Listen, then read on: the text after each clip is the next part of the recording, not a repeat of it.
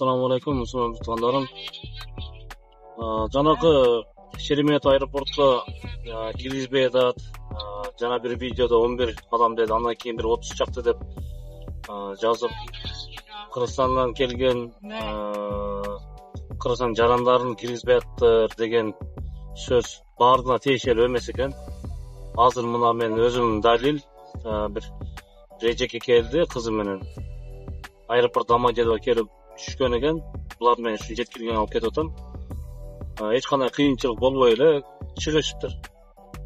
Мен өзүмчө ойлонуп бул жерде кайсы бир инсандын документине бир шектүү күмөндүү боло турган болсо, ошол себептен текшерүү эле кайтарып атышы мүмкүн. Азыр карасаң, бул эжеден сырткары ошончо кыргыздар деле учуп келген, эркектер деле, аялдар деле жүрүшөт.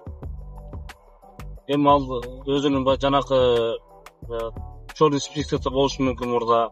Кандай бир штрафтар болуп калса, анан бир жанагындай сакал коюп, ушуну күмөндүү боло турган болсо, ошонун себебинен кайтарып атышы мүмкүн.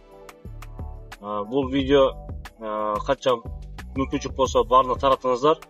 Кимдир бирөөтө жумуштары зарык болуп аткан болсо, жолбосо келип иштериңиздерди бүтүрүңүздөр.